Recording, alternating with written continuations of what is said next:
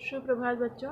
आज आप लोग का अगला गद्य खंड है भारत माता, जिसके लेखक है जवाहरलाल नेहरू। सबसे पहले हम इनका जीवन परिचय देख लेते हैं। इनका जन्म सन 1889 को इलाहाबाद उत्तर प्रदेश में। इनकी कुछ प्रमुख रचनाएं हैं, जैसे मेरी कहानी, इनकी आत्मकथा, विश्व इतिहास की झलक, हिंदुस्तान की कहानी, पिता के पत्र पुत्री के नाम, ये इनका हिंदी अनुवाद था, हिंदुस्तान की समस्याएं, स्वाधीनता और उसके बाद, राष्ट्रपिता भारत की बुनियादी एकता, लड़खड़ाती दुनिया आदि लेखों और भाषणों का इनका जो संग्रह है वह भी इनकी रचनाएं के रूप में विख्यात हुई। इनकी मृत्यु सन 1964 को हुई। आप लोग को पता ही है जवाहरलाल नेहरू कौन है। हमारे स्वतंत्र भारत के क्या हैं, प्रथम प्रधानमंत्री बने ये, ठीक है, जिसे हम चाचा नेहरू के नाम से जानते हैं। बाल दिवस भी बनाते हैं तो हम इन्हीं के जन्म दिवस के उपलक्ष्य में हम बाल दिवस मनाते हैं, क्योंकि ये बच्चों से बहुत प्यार करते थे। आज का इनका जो पाठ है हिंदुस्तान की कहानी का 5वां अध्याय है।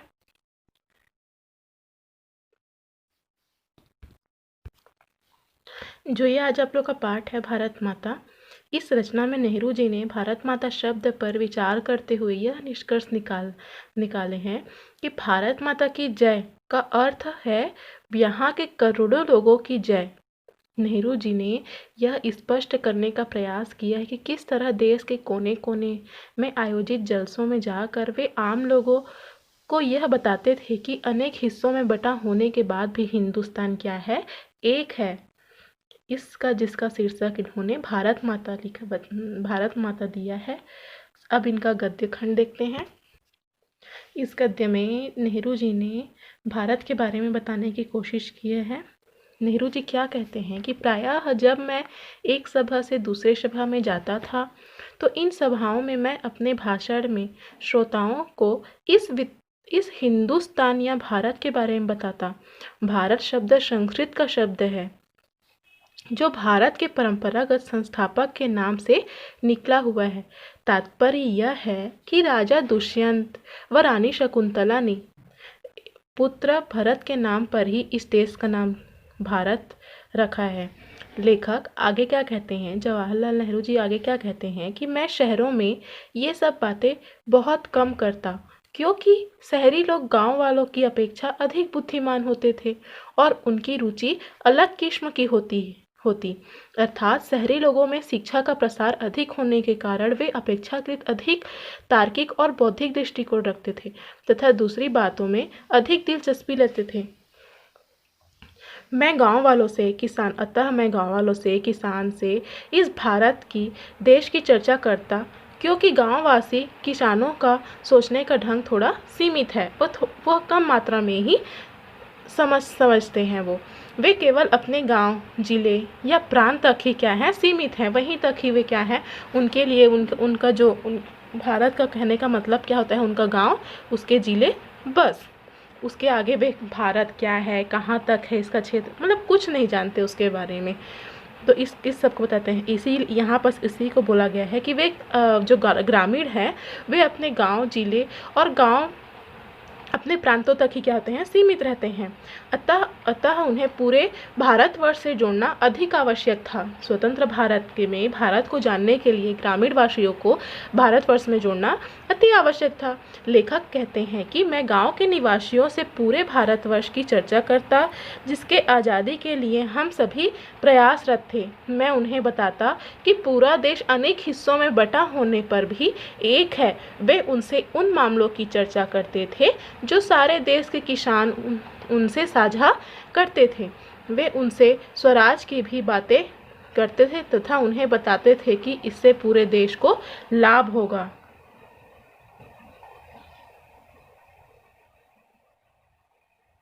जो सभी के लिए फायदा हो सकता है। आगे क्या कहते हैं, मैं उत्तर पश्चिम में खैबर के दर्रे से लेकर दूर दक्षिण में कन्याकुमारी तक की अपनी यात्रा का हाल बताता और यह कहता कि सभी जगह किसान मुझसे एक सवाल करते, क्योंकि उनकी तकलीफें एक सी थी। सभी जगह क्या थी, किसान की जो समस्याएं थी वह समान थी। वे मुझसे एक जैसा प्रश्न करते, अर्थात किसानों को गरीबी, कर्ज, पूंजीपतियों का शोषण, जमींदारी और महाजनों द्वारा किया गया शोषण, उनसे कठोरतापूर्वक लगान का लिया जाना, अधिक ब्याज लिया जाना और पुलिस द्वारा किए गए अत्याचार जैसे समस्याओं से परिचित कराता था। मतलब जहाँ भी जाते ये किसान क्या है, किसान की जो समस्याएं थी वो एक जैसी थी, ठीक है। उसी को यहाँ पर बताए हैं। क्या कहते हैं नेहरू जी कि मैं उन्हें विदेशी शासन से मुक्ति पाने तथा स्वराज की स्थापना के लिए किए जाने वाले प्रयास से अवगत कराकर उन्हें प्रेरित करता था, जागरूक करता था। मैं किसानों के दृष्टिकोण को व्यापकता लाने का प्रयास करता था। मेरी यह कोशिश थी कि किसान अपने गांव, जिले और प्रांत की सीमा के ऊपर उठकर पूरे भारत को उत्तर से लेकर दक्षिण, पूरब से लेकर पश्चिम, हर एक कोने को समझ सकें, जान सकें और पूरे हिंदुस्तान के बारे में सोचें। ना केवल हिंदुस्तान अपितु पूरे विश्व के बारे में सोचें तथा स्वयं को उसका अंग ही समझें।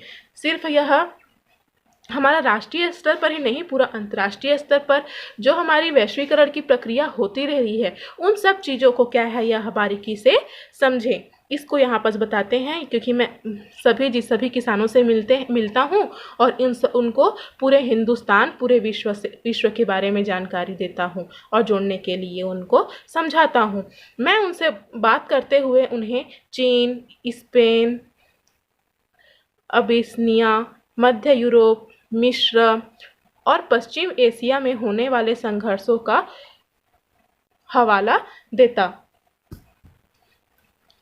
यहाँ सब होने वाले जो भी आपसी लड़ाई झगड़े हैं, संघर्ष हैं, उनके बारे में भी उनको मैं बताता। मैं उन्हें सोवियत यूनियन में होने वाले अजरज भरी तब्दीलियों का हाल भी बताता और कहता कि अमेरिका ने कैसे तरक्की की है। यह काम आसान ना था, लेकिन जैसे मैंने समझ रखा था वैसे मुश्किल भी ना था। इसकी यहाँ पर क्या कहते हैं नेहरू जी, क्या कहते हैं कि किस तरह से आज जो दूसरा देश है, अमेरिका देश है, आज सबसे बड़े शिखर पे कौन है? अमेरिका ने कैसे तरक्की की है, यह काम उसी को यहाँ पर बता रहे हैं कि कैसे तरक्की किए हैं, कैसे समझा। तो उसी को बोल रहे हैं यह काम आसान ना था, लेकिन मैंने जैसे समझ रखा था वैसा मुश्किल भी नहीं था। इसकी वजह यह थी कि हमारे पुराने महाकाव्यों ने और पुराणों की कथा कहानियों ने, जिन्हें वे खूब जानते थे, उन्हें इस देश की कल्पना करा दी थी। और हमेशा कुछ लोग ऐसे मिल जाते थे जिन्होंने हमारे बड़े बड़े तीर्थों की यात्रा कर रखी थी, जो हिंदुस्तान के चारों कोनों पर हैं। या हमें पुराने सिपाही मिल जाते हैं जिन्होंने पिछली बड़ी जंग में या और घावों के सिलसिले में विदेश में नौकरी की थी। सन 30 के बाद जो आर्थिक मंदी पैदा हुई थी, उसी की वजह से दूसरे मुल्कों के बारे में मेरे हवाले उनकी समझ में आ जाते थे। यहाँ पर ये कह रहे हैं कि जितना मुझे लोगों को समझाना मैं कठिन समझता था, उतना वो कठिन नहीं था, क्योंकि मैं जिस भी प्रांत में गया वहाँ तो या तो मुझे कोई विद्वान मिलते थे या कई ऐसे इंसान मिलते थे जिन्होंने कई जगह के तीर्थ धाम की यात्रा कर ली हो। कई ऐसे सिपाही मिलते थे जिन्होंने क्या है देश की रक्षा के लिए क्या है उन्होंने अपने जिस्म पर क्या है घाव भी ले लिए हैं, बड़ी जंग किए हैं, है ना। और आर्थिक मंदी के कारण क्या है हमारे देश के वासी क्या है दूसरे देश में जाके क्या है दूसरे मुल्क में जाकर क्या है नौकरियां करते थे। इसी को यहाँ पर बताया है कि जितना मुझे समझाना था देश के बारे में, जितना जोड़ना था, उतना कठिन नहीं लगा मुझे जो हमारे भारत के जो वासी हैं उनको समझाना था कि हमारे देश के बारे में समझिए। देश हमारा सिर्फ आपके क्षेत्र तक ही सीमित नहीं है, बल्कि क्या है उत्तर से लेकर दक्षिण, पूर्व से लेकर पश्चिम भारतवर्ष के हर एक इलाकों के बारे में उनको समझाना, हमारी किसानों के व्यवस्थाओं को समझाना। इतना जितना वो मुश्किल समझते थे वह उतनी उनको समझाना उतना भी मुश्किल नहीं था। वे समझ जाते थे और समझ में उनको आ जाता था। आगे क्या कहते हैं जब कभी ऐसा भी होता था कि जब मैं किसी जलसे में पहुंचता तो मेरा स्वागत भारत माता की जय इस नारे के जोर के साथ था। मैं लोगों से अचानक पूछ बैठता कि इस नारे में उनका क्या मतलब है। यह भारत माता कौन है जिसकी वे जय चाहते हैं। देखिए यहाँ पर क्या कह रहे हैं नेहरू जी, जब वह किसी जलसे में, किसी यात्रा में, किसी रैली में, किसी सभा में जब वह पहुंचते थे तो नेहरू जी का स्वागत करता था, भारत माता की जय, भारत माता की जय, इस नारे के साथ उनका क्या होता था, स्वागत होता था। तो उसी को यहाँ पर बता रहे हैं। नेहरू जी पूछते हैं कि जब मैं अचानक पूछ बैठता कि इस नारे का मतलब क्या है, भारत माता की जय का मतलब क्या है, या भारत माता कौन है जिससे वे जय चाहते हैं, तो मेरे सवाल से उन्हें कुतूहल और ताज्जुब होता और कुछ जवाब ना बन पड़ने पर वे एक दूसरे की तरफ या मेरी तरफ देखने लगते।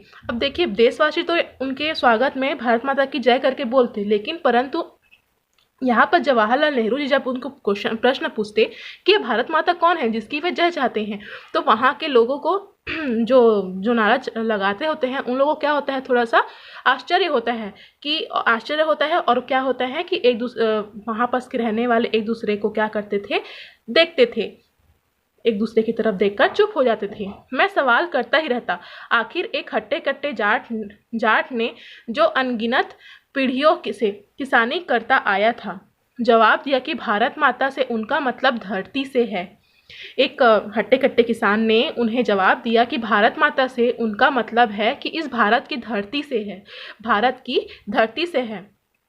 फिर इसमें जवाहरलाल नेहरू पूछे, कौन सी धरती, खास उनके गांव की धरती या जिले की या सूबे की या सारे हिंदुस्तान की धरती से उनका मतलब है। इस तरह सवाल जवाब चलते रहते थे।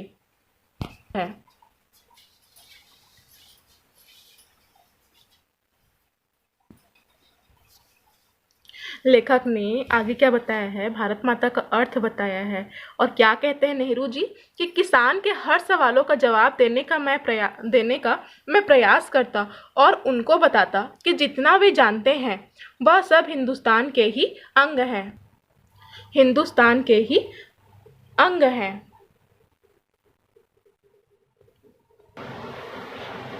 लेकिन हिंदुस्तान इनसे भी अधिक व्यापक है। हिंदुस्तान की नदियाँ, पहाड़, झरने, जंगल, खेत आदि सभी भारत के अंदर ही समा। जब हम देश की नदी, पहाड़, खेत तथा हिंदुस्तान के लोग ही भारत माता हैं। नेहरू जी यहाँ पर क्या बताते हैं, जो ये देश के नदी, पहाड़, जंगल हैं, है ना, यही हिंदुस्तान के लोग ही क्या है, हिंदुस्तान के जो लोग हैं यही क्या है, हमारी भारत माता है। यहाँ की धरती का अर्थात यहाँ की पूरी जलवायु, यहाँ की पूरी भौगोलिक स्थिति, यहाँ की जनसंख्या, सब चीज़ यहाँ की क्या है, भारत माता है। ये सारे देश में फैले हुए हैं। जब हम भारत माता की जय का नारा लगाते हैं तो भारत की नदियों, पहाड़ों, जंगलों, खेतों आदि के साथ साथ हमारे यहाँ के करोड़ों लोगों की भी जय कहते हैं। किसान स्वयं को भारत माता का अंग जानकर अत्यधिक खुशी का अनुभव करते थे। यहाँ पर जवाहरलाल नेहरू क्या कहते हैं, जब भारत माता दरअसल यही करोड़ों लोग हैं और भारत माता की जय, यह सभी जितने भी करोड़ों हमारे देश की जलवायु है, यही सब क्या है, भारत माता है, और इन लोगों की जय ही भारत है। आगे क्या कहते हैं, मैं उनसे कहता कि तुम इस भारत माता के अंश हो, इस तरह से तुम ही भारत माता हो। और जैसे जैसे ये विचार उनके मन में बैठते, उनकी आंखों में चमक आ जाता, वे सुख का अनुभव करते थे। देखो क्या कह रहे हैं, जब जवाहरलाल नेहरू क्या कहते थे, और मैं किसानों से ये कहता था कि तुम भारत माता के एक अंश हो, एक तरह से तुम ही भारत माता हो। और जैसे से ये विचार उनके मन में बैठते, उनकी आंखों में एक चमक, एक सुख का अनुभव होने लगता। इस तरह मानो उन्होंने कोई बड़ी खोज कर ली हो। इसी खुशी के कारण उनकी आंखों में चमक आ जाती, जैसे कि उन्होंने कोई बड़ा ही आविष्कार कर लिया हो। धन्यवाद।